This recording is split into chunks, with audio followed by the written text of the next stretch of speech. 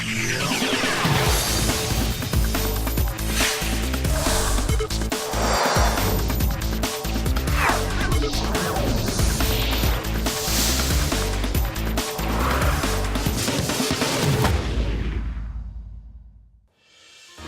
I'm Scott Thompson, and welcome to After 10. President Park Geun-hye has hit the accelerator on her drive for a reunification of the two Koreas, but the road is fraught with complexities and challenges. On today's After 10, we are joined by Chun Young-woo, chairman of the Korean Peninsula Future Forum, for a look at the recent developments.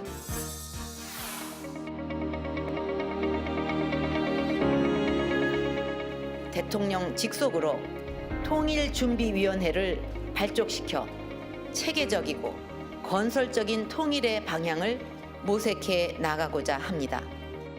The Presidential Committee on Unification is expected to play a role as a control tower for the nation's unification policy. The committee will soon be established as the President will directly preside over the committee, with the Minister of Unification as Vice Chairman.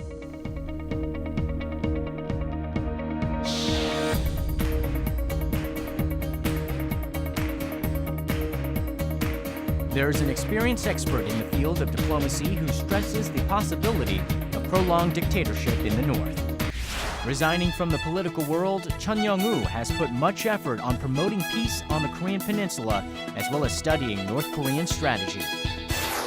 He has successfully filled various posts in the field of diplomacy and security. And as a specialist in security issues regarding the North, he has spared no effort on the nation's policy towards North Korea. Chun Young-woo and hear more about the key policies in the process of preparing unification on the Korean Peninsula. Mr. Ambassador, thank you very much for being on the program. It's great to be here. Now, President Park, of course, has been making headlines in recent months by saying that a reunification of the two Koreas would be a bonanza. Let's start there. Do you agree? Yes. Well, I've been arguing that unification will be a bonanza for a long time.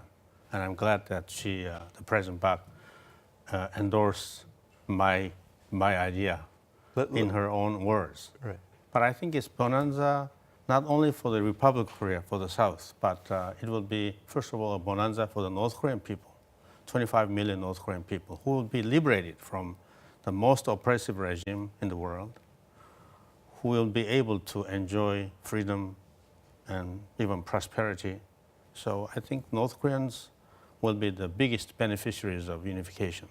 But we in the South, we will also benefit greatly from unification, not only economically, but I think unification will enhance not only the profile of the Korean, the status of Korea, unified Korea, in the international community, because emergence of unified Korea at the pivot of the strategic equation in Northeast Asia will be a strength for peace and stability in the region. So I think all concerned will benefit from unification. This word bonanza, I think, is an interesting word, and I think a lot of people hear it and they wonder what exactly it means. You talk about the benefits that the different nations in this area, in this region, are going to experience. Tell us about what a bonanza looks like, especially. Well, bonanza would give the impression of economic benefits, but it's not only economic benefits. I think it's more important than economic benefits are the freedom that North Korea will gain as a result of unification, their liberation from the economic misery and oppression that they are under. So that would be the biggest achievement. I think the ROK government's financial deficit will grow in the short term, but in the longer term, that will be a big economic bonanza as well, not only for the entire Korean people, but for our neighbors as well, because the effect of reconstruction of North Korea will spread not only to China, but I think within the region. So all those, there is no disagreement that economically this will be a bonanza. And so much emphasis in the past weeks and months has been about those economic benefits. I mean, there are other things to consider here as well, though, when talking about what we'll see after reunification in terms of geopolitical issues and security issues. Tell us about some of the maybe concerns or things that we should be thinking about on that front as well. I think the most important thing would be social integration. That would be the most difficult task because the people in the South and North have been living in totally different social systems, political systems for such a long time. They may have a different mindset, different attitude, and how we resolve the problem of social integration will be the most daunting challenge. That's the biggest challenge, The challenge after unification. Right. So how do you go about addressing that challenge then, I guess, ahead of time before reunification even takes place? Well, we have a lot of North Korean refugees in the South, 26,000 North Korean refugees. That will be a testing ground for social integration and how we succeed in reintegrating North Korean refugees in the South Korean society. That will give us a lot of lessons how to proceed with the social integration in the post-unification Korean Peninsula. President Park has ignited discussions about this issue in recent months. When we're having these discussions, where do you think we should be placing the most priority or placing the most emphasis on when thinking about this grand idea, this really big idea of reunification? Well, there are too many things that we have to prepare. Economic preparation, financial preparation is not the only one. It's necessary, but it's not the only one. I think denuclearization actually is the most important preparation for unification because if North Korea threatens or any rebel organizations in North Korea in control of nuclear weapons threaten the use of nuclear weapons against us, that will be a serious obstacle in achieving unification, in stabilizing North Korea. But I think it's also important to win the hearts and minds of North Korean people because the process of unification will be completed by the exercise of North Korean people's right to self-determination. We have to ask North Korean people at the end of the day, whether they would consent to unification or not. And if they opt for a separate state, then even if the chance comes for unification, we cannot forcefully unify North Korea. So in that regard, I think we need a channel of communication with North Korea, and I think humanitarian assistance to the North Korean people, and treating North Korean refugees in the South, and help them to succeed in the South Korean society. That's very important policy in preparing for unification. Now, the younger generation of Koreans not quite as supportive of this idea of reunifying with the North. When you hear that, what would you tell them to maybe convince them otherwise? Well, I will tell them not to be selfish and to have a compassion for the North Korean people, 25 million compatriots who suffer unspeakable agony and misery for choosing a wrong political system, for choosing, for being stuck with the wrong leaders. And it's a good thing for them, for all of us, to see our compatriots liberated from the state of slavery, from misery, and be able to share the prosperity that we enjoy here. I don't believe there are many young people who are selfish enough to, not to think about unification, but they should feel guilty for the suffering that is inflicted on North Korean people, compatriots, by the North Korean leadership, by the regime. And it would be a very sacrosanct thing for the nation to liberate our compatriots from the most oppressive regime in the world and allow them to enjoy the good life that we enjoy in the South. We've seen the shift with this drive for reunification. You talked about North Korea's nuclear program. You talked about humanitarian aid. Do you think there should also be a shift in focus regarding those two issues as well, as it pertains to the current administration? Should they do anything differently than they're doing right now?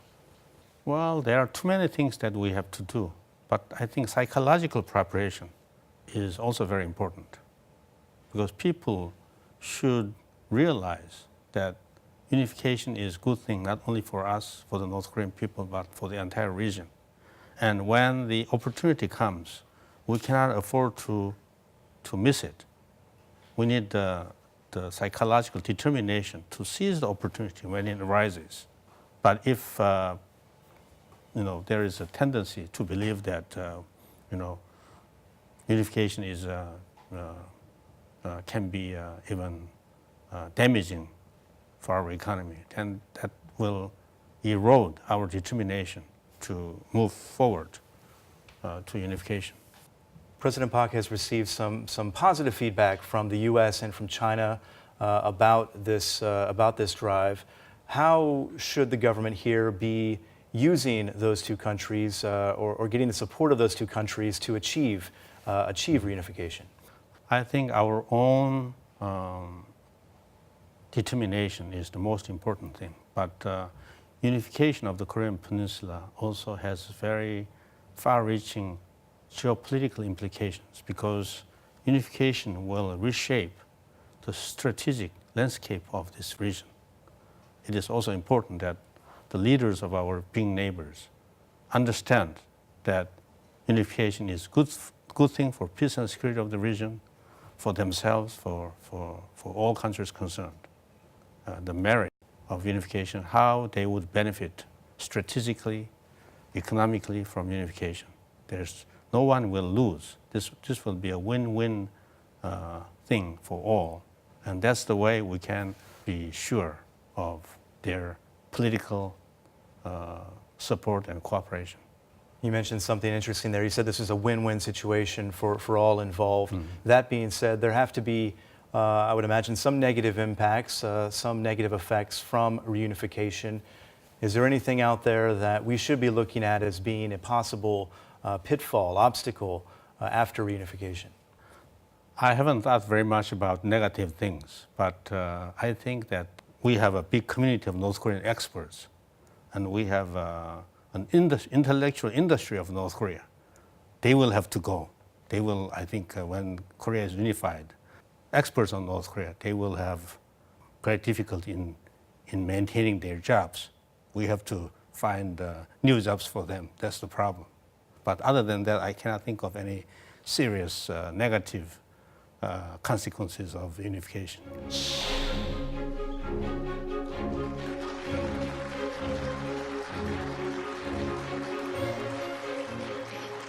이제 남북한은 교류 협력을 확대해 가야 합니다. 일회성이나 이벤트식 교류가 아니라 남북한 주민들이 서로에게 도움을 주면서 동질성을 회복할 수 있는 교류 협력이 필요합니다. Speaking of North Korea, of course, they've condemned President Park's reunification blueprint in the speech that she gave in Dresden, Germany recently. What can we realistically do? Is there anything we can realistically do to get North Korea involved in this process and thinking about a peaceful reunification of the peninsula? It would be best if we can unify the country peacefully. And I think that should remain our goal. And that would be the most cost-effective and ideal way of unifying the country. But there's no guarantee that unification can occur as a result of negotiations, as a result of an agreement between the South and North.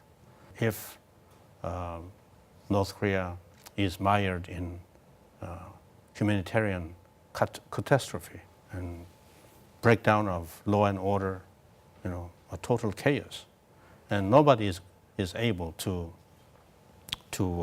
reestablish the order, and if there are massacres occurring in North Korea, something should be done to stop it. and I think that will give us an opportunity to unify the country, and we should be prepared for that kind of contingency.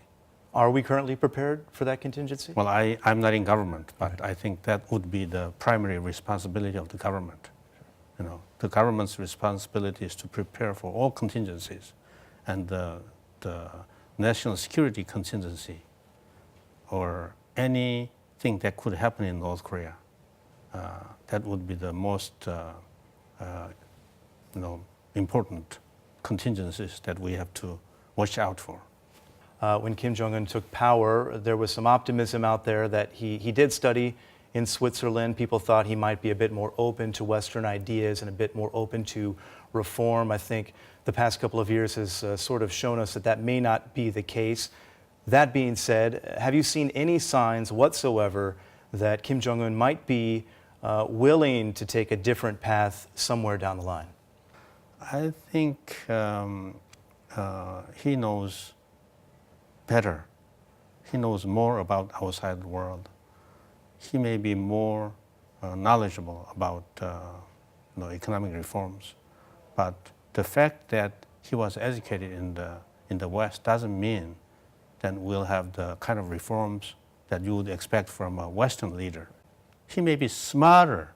He may be smarter in oppressing the people. He knows better means to deal with insurgency. But I don't think education in the West is making these leaders better leaders, though. Let's get back to this idea of reunification being a bonanza. Hypothetically speaking, how long would it take to get to that point where we're at an ideal place, where everything is settled in? I think we should be ready to commit as much resources as possible to stabilizing North Korea from the day one. Otherwise, it could go on for a long time, and it could be very protracted, and very difficult task, involving a lot of violence, bloodshed, and treasure. That would be a great tragedy. Germany's often, of course, looked at as being a benchmark for Korean reunification. What lessons can and should we be learning from what we've seen in Germany over the past couple of decades? Well, in Germany was very lucky that they could do that without bloodshed, without much of violence. And East Germany fell under the weight of its own systemic failures. And the East German people, they opted for unification out of their own free will. So this is an ideal model. But in terms of economic costs, they made some critical mistakes. For instance, they tried to implement West Germany's social welfare system right away into East Germany. But I think a bigger mistake was recognizing the property rights of the former owners of East German land and, especially real estate. That created a lot of legal disputes, and that discouraged investment from West German companies into East Germany, and it delayed and slowed down the reconstruction of East German economy.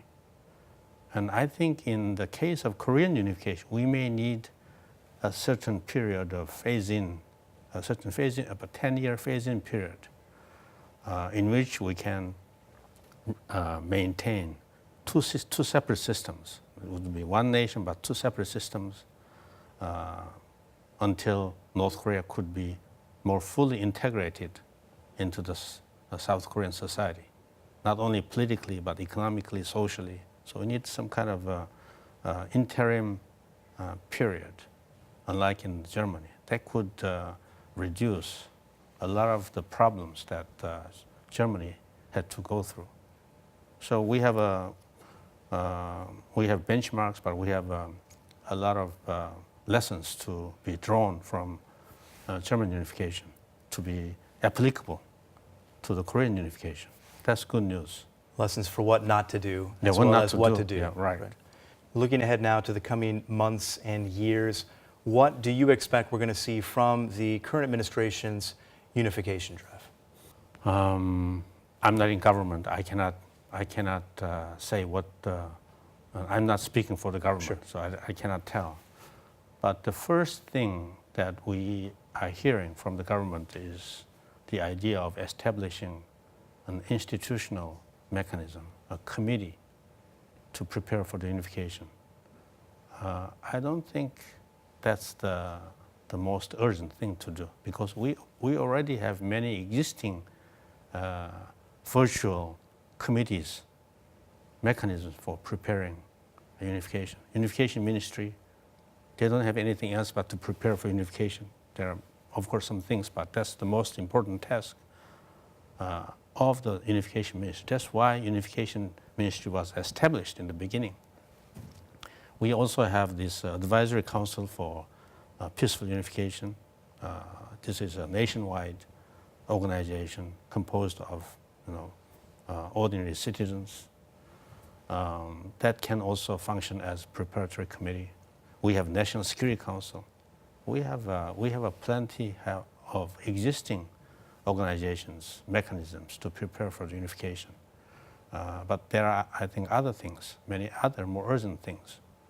We have to prepare for financial mechanism to deal with unification, how to fund the unification, how to fund the reconstruction, how many, to what extent we have to be prepared for the financial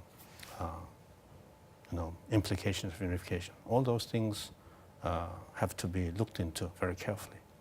But I think institutional mechanism is not a bad way to start, but it will not do any harm or any good at this point. That's not the most urgent thing to do, in my view.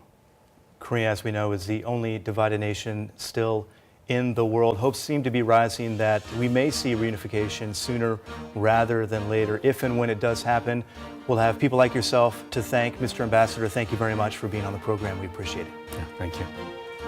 And thank you, as always, for watching. We'll see you next time, After 10.